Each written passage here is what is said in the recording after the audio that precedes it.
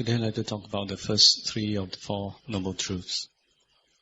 As most of you probably already know, that the Four Noble Truths are the fundamentals of Buddhism. Some of you may have heard of this many times from elsewhere, or read in the books. And I too have read about it many times. In the past, when I first heard or read about this, I thought I understood, but actually I didn't. And even then, when I thought I understood, there was a feeling that maybe I didn't. So later on I realized that, well, that's true, I didn't. And maybe now I still don't, but I do see that I understood it quite differently now compared to in the past. Okay, the Four Noble Truths are, first, Dukkha. And the Pali word Dukkha is rather wide meaning. Usually it's translated as suffering. But suffering may be too strong a word for some people, because when we use the word suffering, we mean really serious suffering, real misery.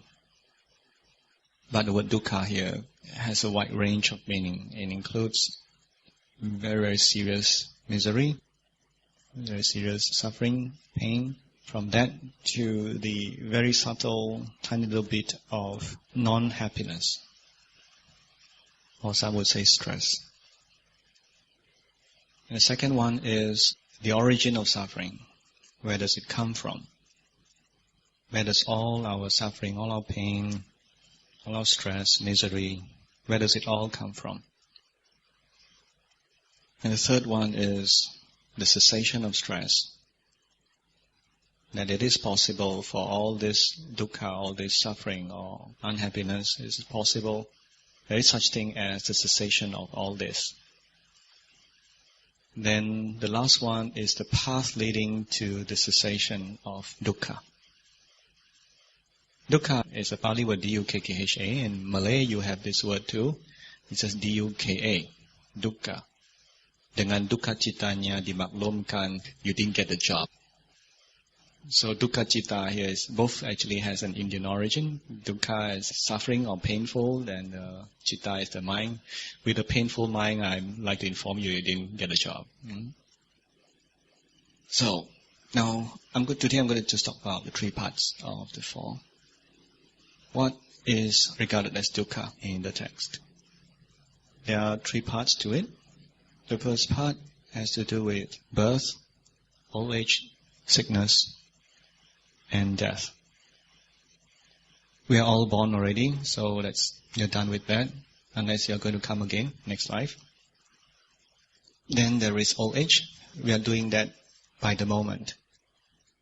It's happening. Sometimes it seems a bit faster. Especially we see some people, somehow women in particular, when they come somewhere around 50 years old, within 1 year they age 10 years. Zoom. Maybe somewhere along that age range. But that is something that happens from moment to moment. Then there is sickness. Sickness here does not necessarily mean very serious, painful sickness. It means some kind of physical discomfort, some kind of physical disorder. If you're having a fever, that's also a sickness. And of course, death. Some say death's not that bad. It's dying that's a problem. But I think that's part of it. I think when you talk about death here, it includes that. Now, since we are born already, there's nothing we can do about that. It's going to happen anyway. It's part of life. But we can use these experiences as opportunity for growth, opportunity for understanding. We use the times of illnesses, and sometimes when you start to notice that you're getting old, well, it's just reality showing you what's true. Otherwise we forget, and all of us are going to grow old and die. And there's nothing wrong about this. This is just the way it is. This is just nature. What becomes a real pain is the second part. The second part consists of three parts. There is being separate from what is loved, union with what is unloved, and not getting what we want. Separation from what is loved. That could be a person. It could be something. It could be a place. It could be anything. And separation happens all the time. There has to be some kind of separation. It's just the nature of things, because things have to change. You can't be staying in one place all the time. You might like your particular house, but maybe circumstances changes, and you find yourself having to move. Things change. You may like a particular car, but the car might break down, and you might get an accident with a car, and you got to change. So that's normal. Then there is the union with what is unloved, what we don't like. Maybe even here, there are certain people that you don't like already. It's normal. And that person comes sit next to you. And then, suffering.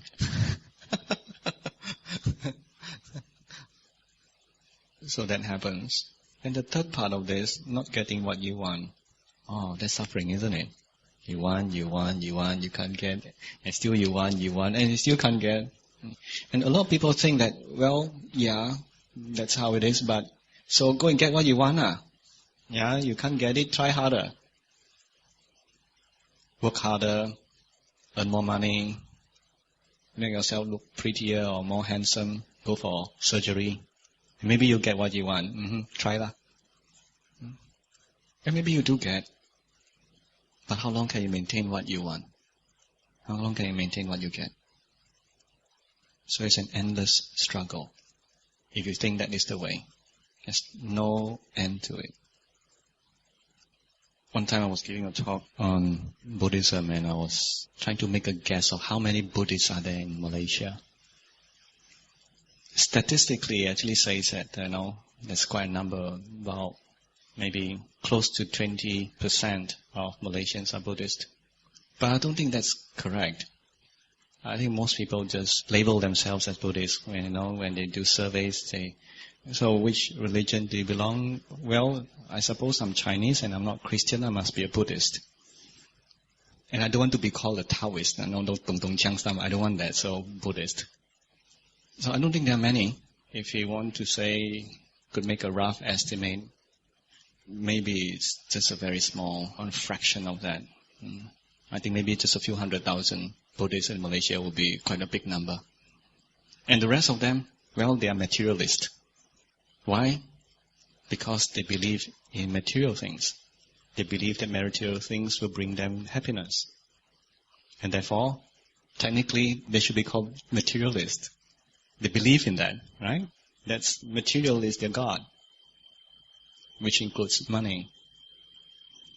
So, if you're a materialist, of course, you would suffer a lot in this aspect, not getting what you want.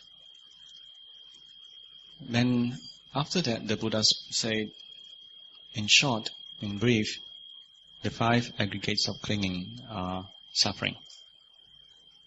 So long as we have this, there will always be birth, old age, sickness and death. So long as we have these 5 aggregates, meaning the body, feelings, perception, mental formations and consciousness. Never mind what those are if you don't understand yet. So long as we have this, what constitutes a person, it will have all those experiences mentioned before this. Birth, old age, illness, death, separation from what is love, union with what is unloved, and not getting what we want. So long as this thing is ongoing, so long these things will be there. So this is what the Buddha called dukkha, or suffering. Now the Buddha did not leave it at that. And I'm not going to go to the second one, even, not yet. The Buddha gave an instruction for the first noble truth. And that instruction is that this is to be fully understood. And that is not what we normally do. It's not what people normally do. What do you do when you suffer? What do people normally do when they suffer? What do you experience? What do you notice yourself doing when you suffer a lot? Well, as I mentioned earlier, some people will just try harder. If you're not getting what you want, you try harder. Maybe you get it, maybe you don't. But either way, it is not peaceful, isn't it? Or, when you are really unhappy over certain things, you might try to distract yourself with other things. Some people would turn on the TV, listen to some music, or go surfing on the net. Some people would go for shopping therapy. That is if you have the money for it. Some people would go to India to look for themselves, thinking that they are in India. Some people would do something, Perhaps all these things are too mild. They look for something that's stronger. So smoking doesn't work, take alcohol, or you go dance yourself crazy at the disco. Maybe somebody invite you to have something and you take it. Wow, this is what I want. Happiness. Instant happiness. You may go for drugs. And you may go for all sorts of stuff. Anything to not experience the unhappiness. That's what people normally do, right? Then some people work themselves to death. Some people can really bury themselves in work. When they're unhappy, they work harder. Then there are also others who would, when they're unhappy, they go to sleep. Maybe that's the best of all, At least it's not so destructive, just go to sleep. Maybe you wake up a little bit clearer and until of course you start to pile up all those thoughts again. And then say you're back to square one. Then there are also those who try very hard to figure out an answer. How to solve my problem. They think and think and think and think. Oh, the more they think, worse they get. Then they cannot sleep, cannot eat. And they fall into depression. Not that if you go shopping, you won't fall into depression. That's possible too. But there are those who really, really think and think, Wow, those are a bit scary. So people generally find themselves doing all sorts of things, but generally there are just two extremes. One is avoidance, and the other one is submission. You just get involved with it. Just go into it and say, oh, my life is so suffering, I'm useless, why am I so unlucky, and on and on and on and on. And the other one is just ignore, just keep on running away. Nothing wrong, I'm okay. So there are these two extremes. The middle path is not this and not that. Not think half and go shopping half, Not like that, not half on half. Middle path is not this and not that. It is acknowledging what is happening. When you're experiencing unhappiness, you have this third option of acknowledging what is happening right now. And acknowledging doesn't mean you go zoom into your unhappy thoughts and unhappy feelings. Acknowledging is just noticing that these are just phenomena that are happening at this moment. It's uncomfortable, but it's happening. It's uncomfortable, but you're still okay. You're still able to see and notice what is happening without getting involved with it. That you can be having this unhappiness and you're alright. Just noticing what is happening. Not trying to fight with it, but just acknowledge it with gentleness, kindness. So that's the middle path. And this acknowledgement, it leads to understanding why we suffer. What is this suffering about? That is the whole purpose of the Buddhist path, is to understand. Now let me go to the second noble truth. The second noble truth is about the origin of suffering, or the origin of stress or unhappiness. Where does it come from? Where does all that come from? And the text says that it is craving. Tanha in Pali, and in Sanskrit is Trishna. And that may have a common root a common origin with the English word thirst. In Chinese you have the word 渴望. 渴 as in being thirsty. There is this wanting and wanting and wanting. And this is where all our suffering comes from. And this is the reason why we continue to take birth again and again and again. Because we want. Most people wouldn't want to die. So when they die, they want to live. So they get it. They come back. And so it goes on. So this wanting. Wanting what? Craving for what? Basically three things. Craving for sensual pleasures. And when I say sensual pleasures, it's not just about just gross sensual pleasures. It can be anything. Any kind of pleasure that can be derived from our senses. See something and if you're happy, that's also a kind of sensual pleasure. Hear something if you're happy, that's also a kind of sensual pleasure. And that doesn't mean this entertaining or recreational stuff. It could be you see somebody you like and you like to see that person again and again and again. That's also sensual pleasure. It could be anything. Because we want, and therefore it goes on. And there's no end to it. There's no end to wanting.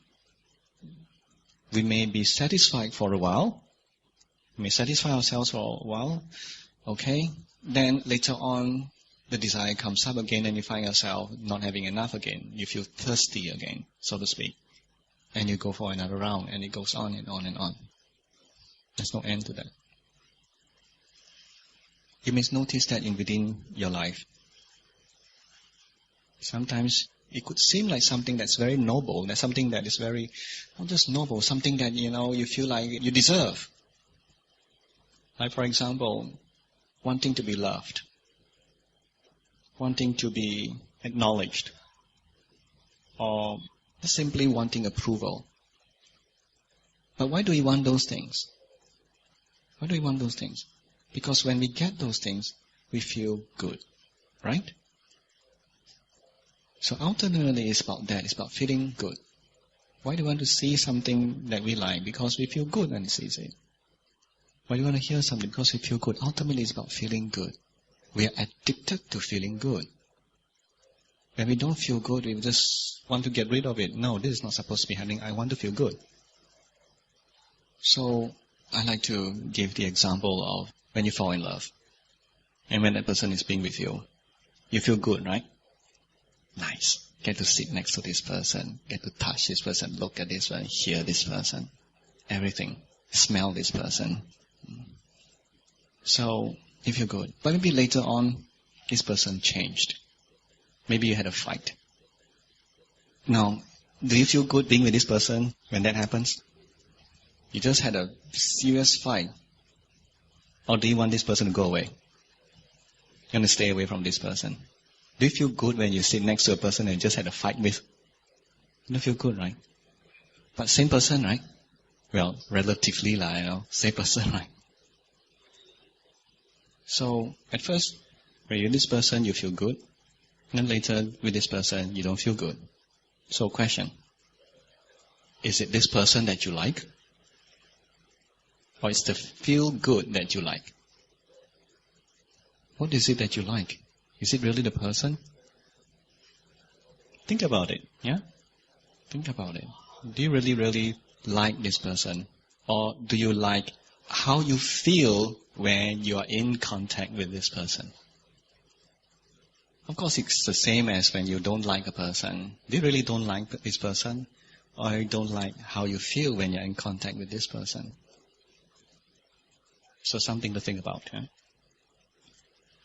Now, the next two kind of craving has to do with existence, or bhava in Pali. First is craving for existence, or you can just say craving to be, or some translate as craving for becoming, or craving for being. The other day I was speaking about craving of wanting to be somebody. That is a craving for being. to be something, to be someone, which is actually just a concept. But you crave to be that. And that can be anything. That could mean a status. That could mean being the owner of some object, or being related to somebody. I'm somebody's so-and-so.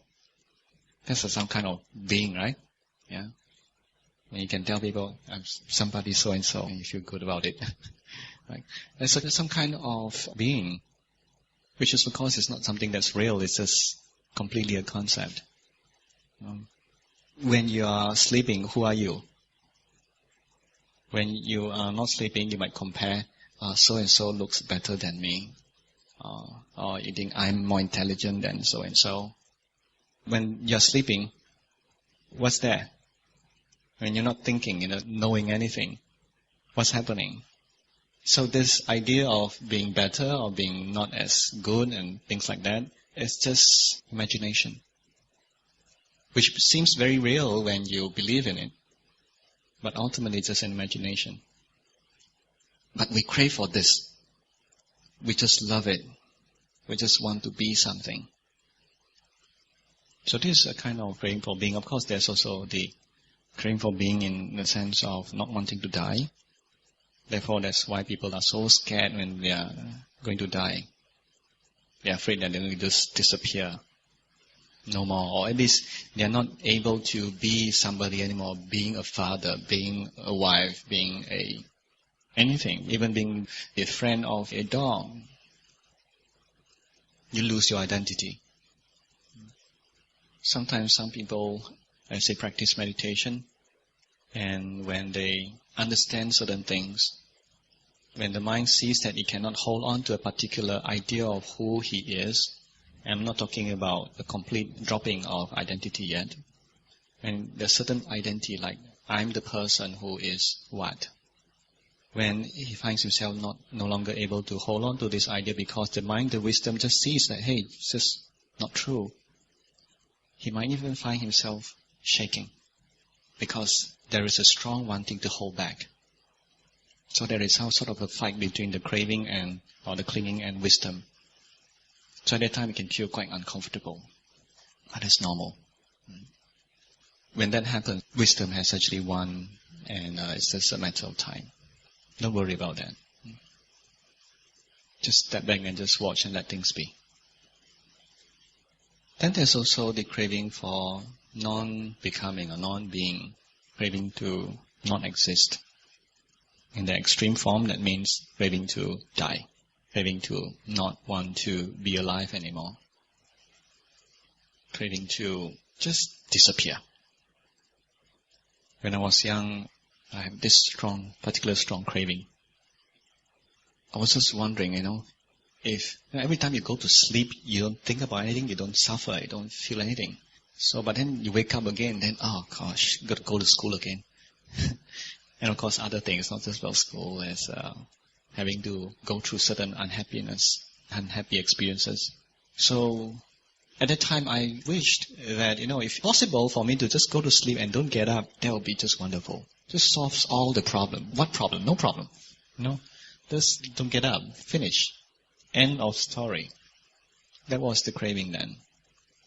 But of course it doesn't work that way. But there was such a craving.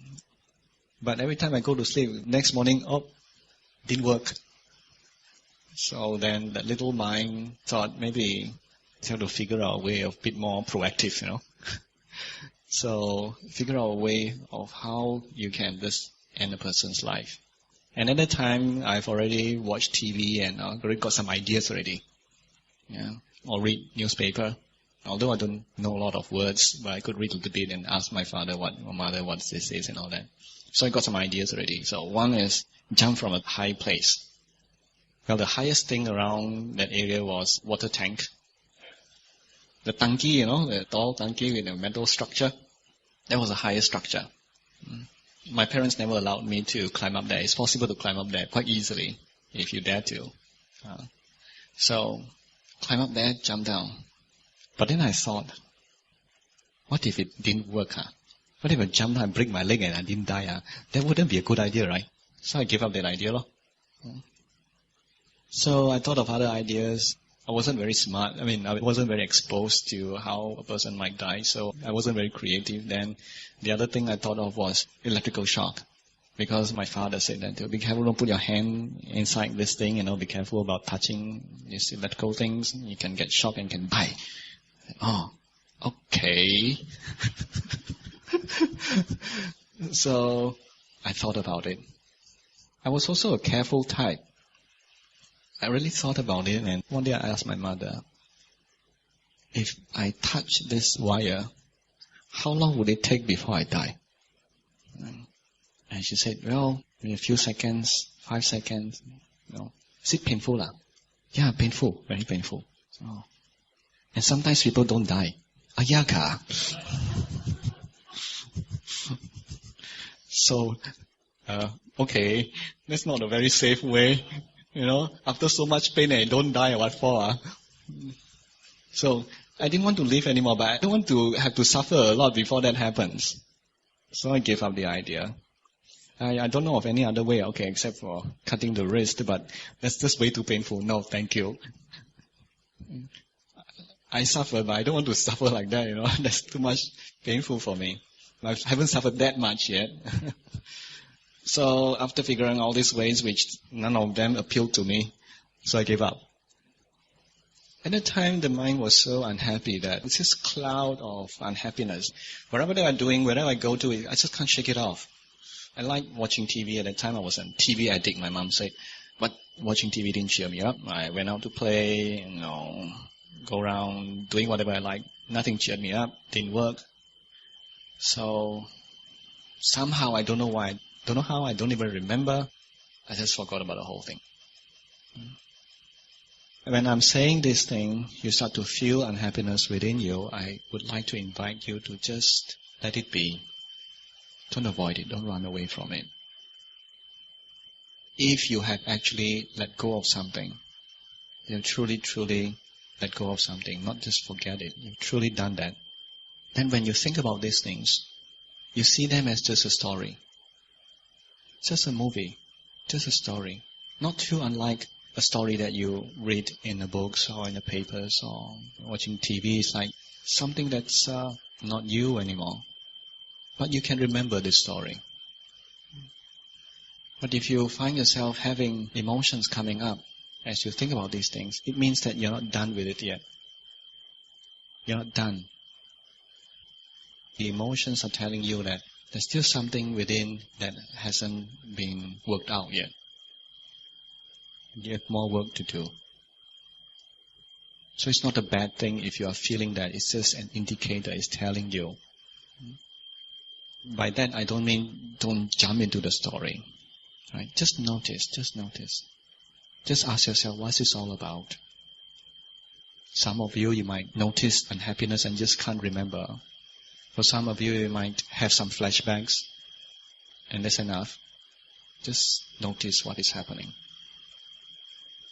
That is what the practice is about. Just notice. Just step back and just see this phenomena going on. His feelings, his thoughts. Let it take its own course. Just like a storm, no matter how huge a storm, it ends. It may last for a long while, but it ends. It may be unpleasant, but it ends. Just like that. So just remember to see this as just a natural phenomena, just a passing phenomena, a transient phenomena, not permanent, and let it take its own course.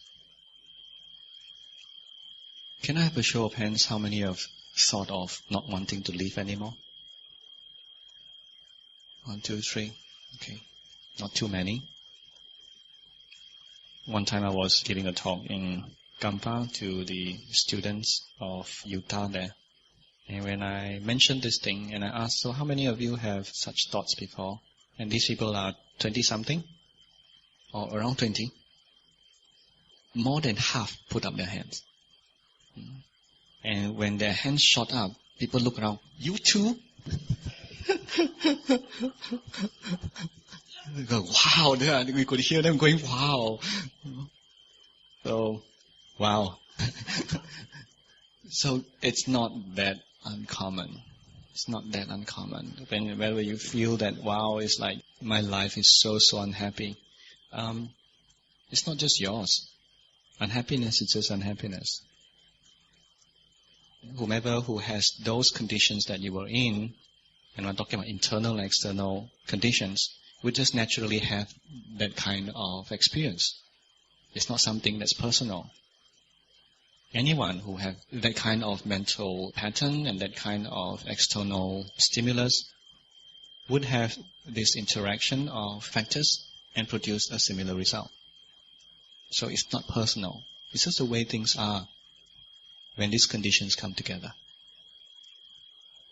But when there are these external conditions, but internal conditions are different. Internal, what they call the spiritual faculties are stronger, then you will have a different experience. So there you have it, the second noble truth, that is noble truth of the origin of suffering or unhappiness, and which is craving. Craving for sensual pleasures, craving for being, craving for non-being. And here too the Buddha gave an instruction. And he says this second noble truth of the origin of craving is to be abandoned. The first one, suffering, is to be fully understood, and the second one is to be abandoned. Now, interesting thing for me is that the Buddha never said to abandon the suffering. If it's possible to just abandon suffering, throw it out, who would suffer? Suffering? Oh, okay, no problem, just throw it out. Finish. Our job is not to do this, and I don't see how that can be done. And when people try to do that, say, oh, I let go already, what they did was to suppress it. Try to ignore it, try to forget it. And they say, oh, I let go already. That's not how suffering can end. So long as the cause is there, meaning craving, so long suffering would come up again and again and again and again. Until we realize, until we understand where it's all coming from, and we give it up. When there is no cause, there is no result. That's it. My meditation teacher, to cut the story short, one time his meditation center was controlled by another monk who is more senior than him. And he wanted things his way. He changed a lot of things, changed the rules, and he wanted to be the big teacher, although he doesn't know how to teach. People who come to practice there must come and see him first. And he will tell them what to do. And of course there's a conflict with what the teacher is saying. So a lot of people started to leave the place because they don't find it a pleasant place to practice anymore, they don't find it conducive. Not many people could handle that situation because he very, very strict rules. So then after this whole thing is over, when my teacher managed to find a way to get this monk evicted, one Malaysian student of his asked him, so Xiao, at that time, were you angry? He asked him. This period of difficulty lasted for a long time, maybe about at least a year, And so he asked him, so at that time, were you angry? He looked at him and said, no cause. He didn't tell him, say no. He said, there was no cause for it. How to be angry when there's no cause for anger? He said, there's no cause. So there wasn't anger, but he realized that this situation he could do something about it, something that he should find a way. That's what he can do. But getting angry over it was not something that's within his mind. There is no reason for him to get angry, so anger could not arise. In fact, when there were lesser and lesser people going there, then he had a lot of time for himself. So sometimes he's walking and having a lot of time, a lot of free time for himself. A thought arose in his mind. Nice. It's a kind of, this is also okay. He didn't have a problem with it. Because simply there's no cause. When we don't have a problem with something, we don't have to try not to have the problem. We don't have to try to not think about it. We don't have to try to ignore it or pretend that it's not there. We just don't have a problem with it. There's no cause to suffer. So the thing to be abandoned is not the suffering itself, but where it's coming from. If that is not there, then suffering simply cannot arise. It's just like if you were to plant a seed on a pile of cement, no earth. And if you try to insert a coconut seed or mango seed into it, do you expect it to grow into a mango tree? It wouldn't. Because there's no cause for it. So what we need to abandon is the origin or the cause of suffering. If that's not there, then you don't suffer. In order for us to abandon that, we need to see what it is in the first place. Sometimes we feel so unhappy and we don't understand it. We don't see what's the cause. And so we don't get to be free. Or maybe you see a cause but you got the wrong cause. He made me unhappy. Yesterday I was teaching meditation down there. We meditate for an hour and another hour we have for discussion. So this matter came up, asking this woman, when you argue with your husband and then you start to feel unhappy, you know what's the cause of it? He lah! Very fast. Immediately I say, yeah, that's correct. Normally people think like that. But that's not the truth. It's correct, but it's not true. So, if you think somebody is the cause of our unhappiness, and that solves your problem, okay, fine. But does that solve your problem? Does that free you from the suffering? Well, I think you know that for yourself. Ultimately, really, it's here. If we think that we can fix somebody else, fix something to solve our unhappiness, at most that could be just a temporary thing, and you can reduce the unhappiness to some extent. But in the long run, it doesn't work. Like the unhappiness of losing something. Oh, so I lose something, I'm unhappy, so get another one. Okay, that might make you feel a bit better. But, if you had suffered a lot, you have been very, very unhappy over the loss of something, the next time, you're going to be afraid of losing it. If there's any thought of losing it occurs to your mind, you'll be very, very scared. Because the mind would remember, that was no good, that was very, very bad, that was very unhappy. And you would try whatever you can to get what you want or hold on to what you want. So there's really, really no end. Because whatever we get is going to go someday. So if you really, really, really, really, really want to be free, then the cause of suffering or the origin of suffering, that is craving, will have to be abandoned. And when we talk about giving up, letting go, a lot of people misunderstand. They think, Bhante, your monk can let go lah. I need to have a family, I need to have a house, I need to have children. How to let go? Cannot let go, ma, must hold on. Wait.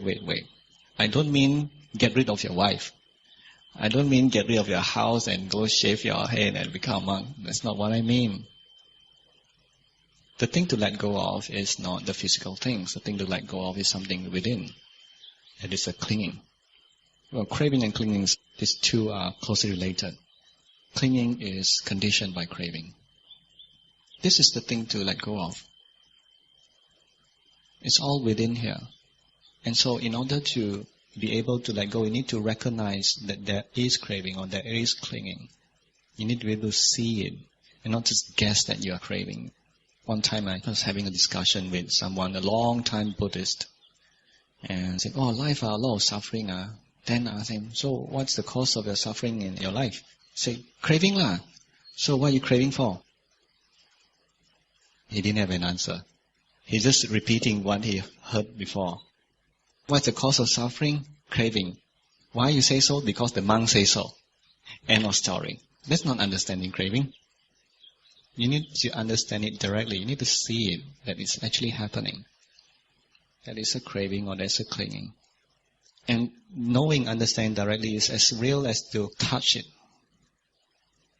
When I touch something, I need to think to understand it. I already know it, right?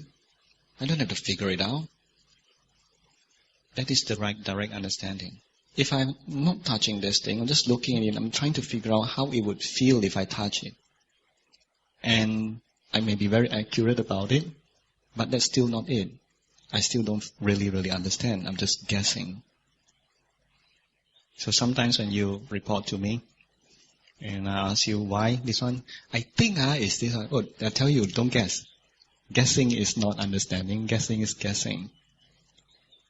And sometimes people say, although they say I think, but they actually saw.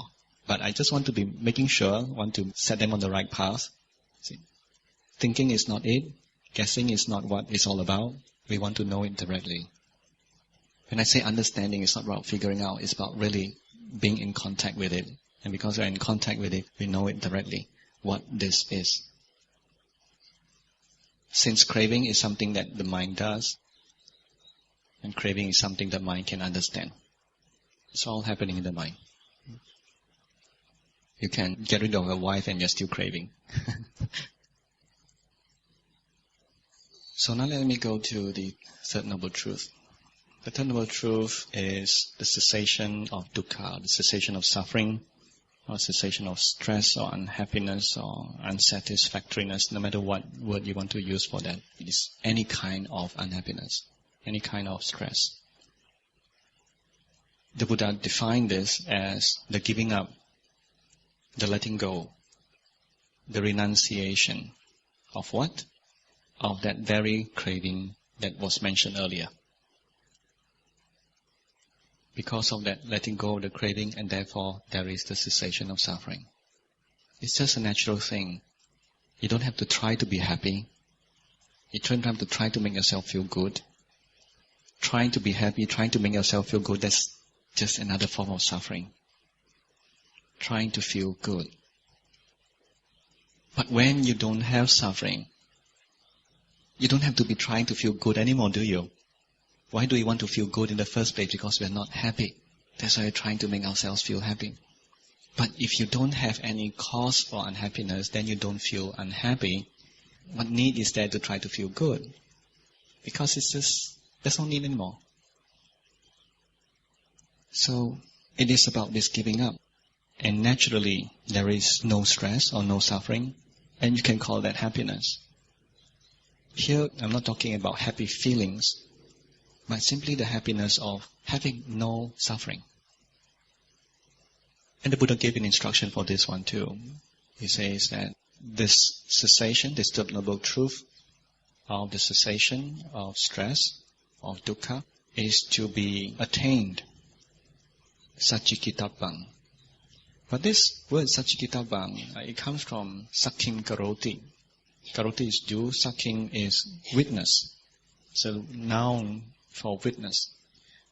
You can also take it to mean to witness the cessation of stress.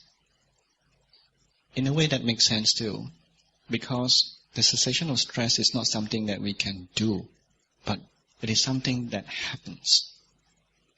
It happens when suffering is fully understood. It happens. So it kind of being a witness of it, as what I've been telling you, just watch. Many people have reported to me that when the mind lets go, they notice that they didn't try to let go, but letting go happens. And it happens because there is understanding. There's understanding about this suffering and how the mind holds on and how all these things is just not worth it and is willing to give up. There's a complete understanding of it. It sees that whatever gratification that you have about it is nothing, it's not worth the disadvantages of this clinging, this holding on. And therefore it sees all that and gives up. So it's that seeing, that knowing that enables that giving up. When you notice that, it's just like, I didn't do anything. It just happened. But you have done everything that needs to be done. It's just like bearing of a fruit. When you plant a tree, you do everything that you can do for the tree, and the tree bears fruit. You don't make the tree bear fruit. It happens on its own.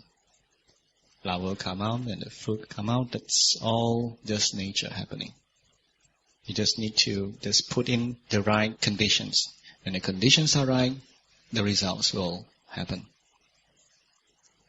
So in that way, besides translating it as to be attained, you can also translate it as to be witnessed. So that's all for today. I'm not going to speak about the last part because that will take even longer time for today. So any question? Bhante, could you please explain what you mentioned in a discussion, the difference between understanding and seeing dukkha? And could you please elaborate on that? When I say understanding dukkha, I do mean seeing dukkha. Letting go happens when you have that kind of understanding. When we say see here, is of course we're not talking about a visual object, we're not talking about using the eyes to see. It's like something like when people explain something to you and say, oh, I see. That kind of understanding. And I don't mean to say that intellectual kind of understanding is not useful, but understanding that allows the letting go is this direct seeing. Okay? So are you saying that understanding and that seeing is the same? Yes, yes. Or you could say knowing, a direct knowing. Okay, I think that's all.